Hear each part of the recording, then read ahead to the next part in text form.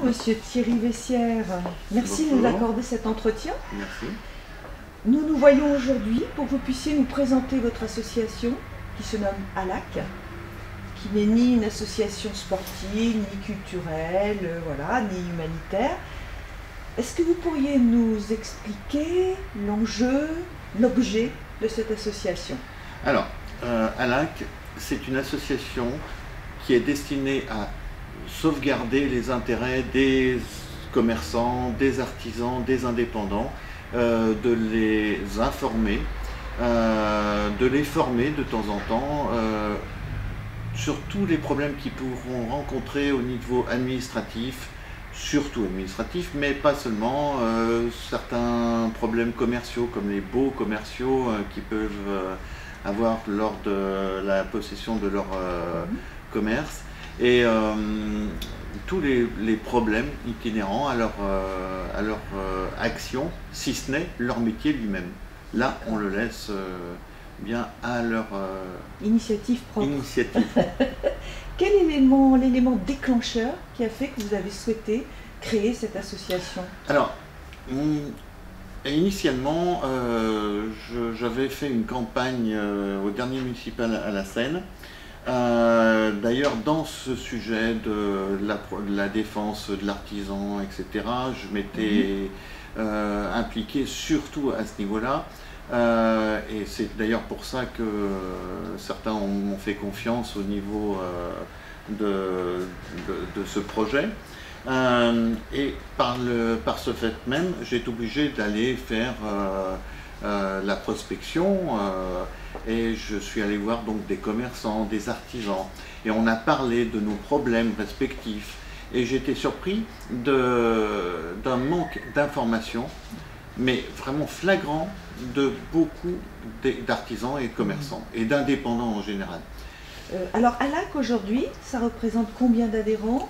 Quel type de commerce? Est-ce qu'il y a un type d'abord de commerce? Non, alors c'est pas seulement des commerçants, c'est des artisans, c'est aussi des indépendants, c'est aussi des auto-entrepreneurs, c'est aussi des gens qui sont responsables de groupes solidaires aux artisans pour manifester leur mécontentement contre tel ou tel problème. Enfin, on regroupe quand même pas mal d'influences. Il y a un chiffre qu'on peut donner? Actuellement, on n'est qu'une trentaine. Alors, il est vrai qu'on n'est pas ouvert au public, comme c'est uniquement par bouche à oreille. Dans une semaine, on va ouvrir notre site au public, mais on préférait bien s'organiser, telle une entreprise. On s'organise, on monte les bases, et ensuite, on ouvre le marché. Ben, c'est un peu le système que l'on a. ALAC, ça a quel âge en fait? Ah, ça a uniquement 4 mois. 4 mois, voilà, oui, c'est tout récent. C'est vraiment tout récent. Aujourd'hui, on a à peu près une personne tous les 2 jours qui viennent s'inscrire. Donc, il nous laisse. On a encore beaucoup de marge devant nous. Il y a de la respiration. Oui, il y a beaucoup à faire. Il y a beaucoup à faire. D'accord. Vous avez déjà mené des actions? Vous avez prévu des actions? Alors, nous, on n'a pas des actions au sens propre du terme. ALAC, son but, c'est de savoir, de comprendre, de dialoguer, d'échanger, et ensuite de s'entraider. Ça veut dire beaucoup de solidarité en fait. Exactement. C'est avant tout se former, comprendre le système, et ensuite, ensemble, en dialoguant, pouvoir résoudre les problèmes. Si les problèmes ne peuvent pas être résolus de cette manière, grâce à la connaissance, bien sûr qu'il faut peut-être aller plus loin, mais là, ça sera plus individuellement. Ça ne sera pas au niveau de l'association. Vraiment, on reste sur notre base. Premièrement, parce qu'on a besoin de parler avec tout le monde. Donc, on ne veut pas rejeter qui que ce soit une administration, que ce soit un politique, que ce soit un parti, etc. On veut pas, on n'a pas de préférence spécifique. Nous, la seule préférence qui compte pour nous, c'est notre métier et de pouvoir le faire. C'est tout. Alors c'est vrai qu'il existe quand même sur la scène plusieurs associations de commerce. Pourquoi, en fait, vous avez donc voulu vraiment créer cette propre entité, alors que vous auriez pu éventuellement vous joindre à une déjà existante? Alors, Une association de commerçants ne va être utilisée que pour des actions dans la commune, déjà, mais pas des actions juridiques. On va pas parler du statut de l'entreprise, on ne va pas parler du RSI, on ne va pas parler du bail commercial ou du problème qu'on a avec le comptable. Non, ça va être, on va organiser telle fête, on va faire telle action commerciale, et ça, non, nous on n'y touche pas. Alors, pour ce qui est de l'action commerciale, on peut donner des éléments pour faciliter l'action commerciale, mais c'est généraliste, ce n'est pas au niveau d'une commune. Donc il y a vraiment une grosse différence entre les deux notions, association de commerçants et ALAC.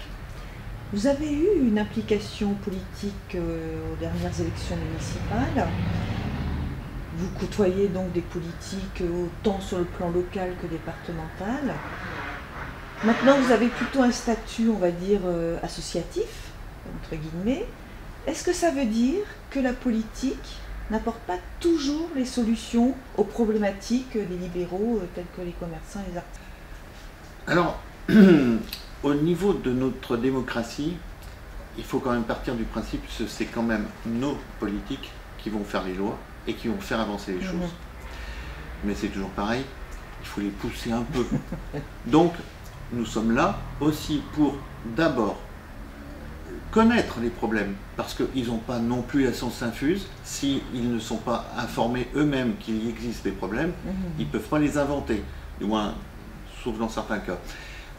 Maintenant, quand ils ont cette information, il va falloir quand même qu'on les aide, pas par la force, mais on les motive, disons, et être là toujours pour leur faire comprendre que c'est pour leur bien, pour le bien des citoyens, et puis qui sait, pour le bien de leurs élections futures.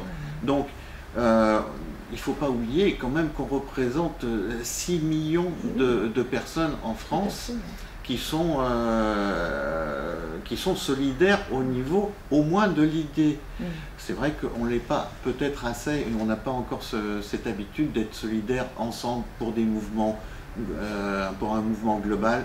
La preuve pour la manifestation qui a eu lieu à Paris, qui avait déjà du monde, mais réellement, si tous les gens qui avaient des problèmes avec l'organisation de la santé pour les indépendants avaient réellement été réellement montés à Paris, je pense qu'il y en aurait eu plus que 12 ou 15 000. Hein. Pour plus de clarté peut-être pour nos téléspectateurs, est-ce que vous pouvez réexpliquer en quelques phrases le RSI, ce fameux effectivement... Alors, le RSI, c'est donc le régime spécifique de la sécurité sociale pour les indépendants, qui a été quelque chose qui a été demandé à l'origine par les indépendants. Donc ça n'a pas si mal marché que ça, mais il faut bien savoir que le RSI était avant un amalgame de caisses diverses, de caisses maladie, de mutuelles, etc. L'ancien président a voulu absolument réunir tout ça dans une seule entité, mais ce n'est qu'une façade. Cette entité a un nom, mais derrière, ce sont des chapelles, encore, qui vont aller chercher de l'argent, les cotisations, ensuite les recouvrements, ensuite qui vont calculer les charges. Enfin, c'est une usine à gaz immense. Alors on nous promet des simplifications.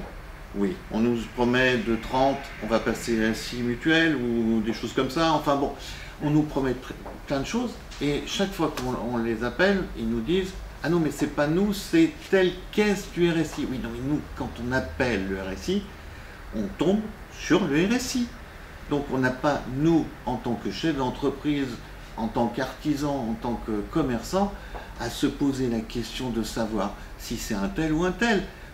La simplification, il faut aller jusqu'au bout. Quand ils nous appellent, eux, on ne leur pose pas la question en disant « Est-ce que vous voulez le patron, le directeur ?» Non. Ils ont quelqu'un en face et on leur parle.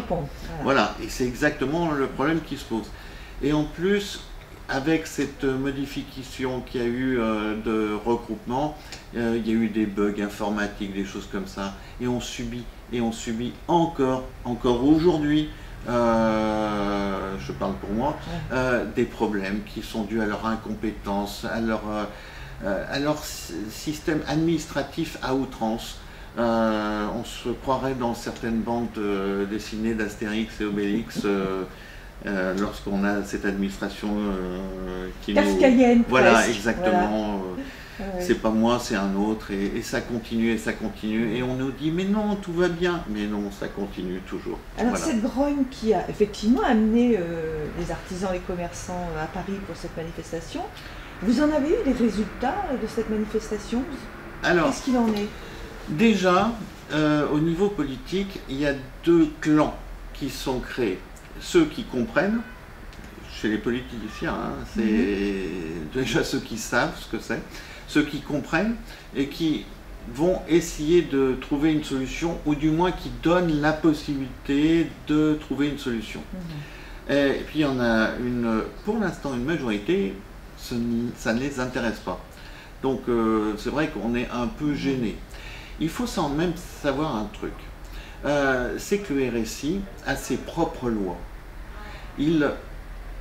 Sur des directives, des décrets, des lois qui viennent de l'Assemblée, ils vont les interpréter à leur façon, et ils peuvent très bien les interpréter au blanc pour du noir et du noir pour du blanc. Ils n'ont aucun contrôle, si bien que des textes sortent illégalement par rapport à la Constitution française. Et les députés, nos députés, qui sont nos représentants, n'ont pas le droit de regard là-dessus.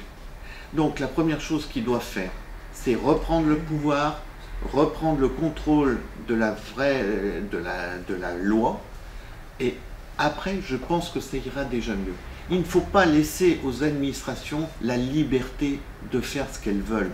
C'est là que les politiciens doivent jouer leur rôle.